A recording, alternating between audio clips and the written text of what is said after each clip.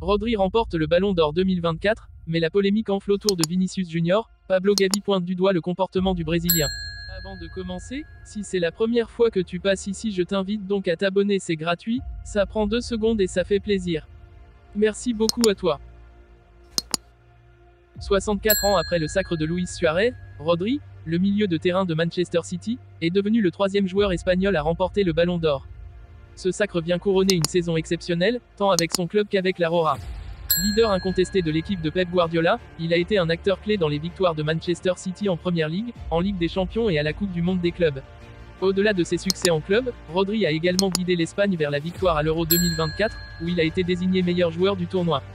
Une saison mémorable pour Rodri. Rodri a connu une année 2023 à 2024 exceptionnelle.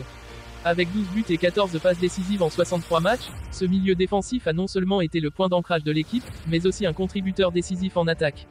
Il a brillé par son intelligence tactique, son leadership et sa capacité à élever son niveau de jeu lors des moments cruciaux.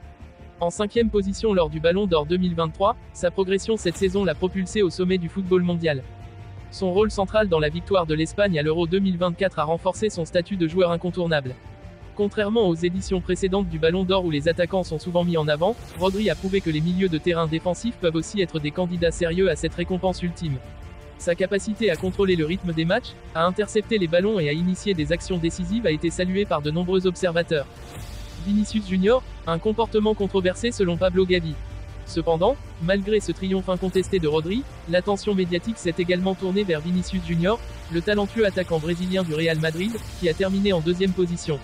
Auteur de 26 buts et 11 passes décisives en 48 rencontres avec le Real Madrid, Vinicius a été un acteur clé du succès de son club, mais n'a pas réussi à convaincre les votants de lui accorder le Ballon d'Or.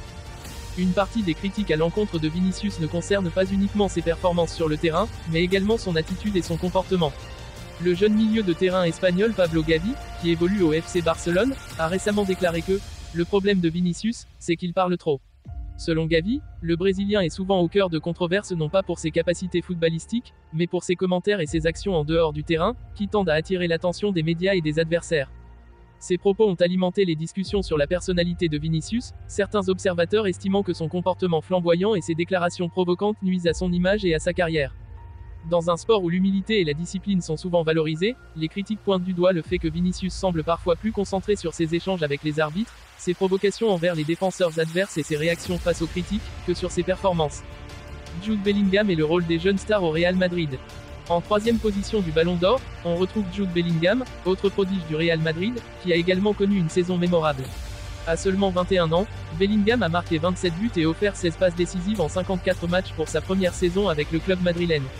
L'international anglais a également brillé à l'Euro 2024, où il a conduit son équipe jusqu'en finale, avant de s'incliner face à l'Espagne. Malgré la compétition entre Vinicius et Bellingham pour le titre de meilleur joueur, les deux jeunes talents semblent complémentaires au sein de l'effectif du Real Madrid. Toutefois, les différences de caractère entre les deux joueurs sont frappantes. Là où Bellingham fait preuve de discrétion et de calme, Vinicius est plus souvent sous les projecteurs pour son comportement extraverti. Un classement dominé par les Madrilènes et les Sky Blues. Le classement du Ballon d'Or 2024 a également mis en lumière d'autres grands noms du football mondial. Daniel Carvajal, défenseur du Real Madrid, a terminé à une impressionnante 4e place après avoir remporté la Liga, la Ligue des Champions et l'Euro avec l'Espagne. Il devance Erling Haaland, meilleur buteur de la Première Ligue, qui a dû se contenter de la 5e position, pénalisé par des blessures et l'absence de la Norvège à l'Euro. Kylian Mbappé, qui a rejoint le Real Madrid à l'été 2024, a terminé 6e de ce classement. Co-meilleur buteur mondial avec Harry Kane, Mbappé a continué d'impressionner par ses statistiques impressionnantes, mais n'a pas encore remporté de trophée individuel majeur comme le Ballon d'Or, qu'il espère décrocher un jour.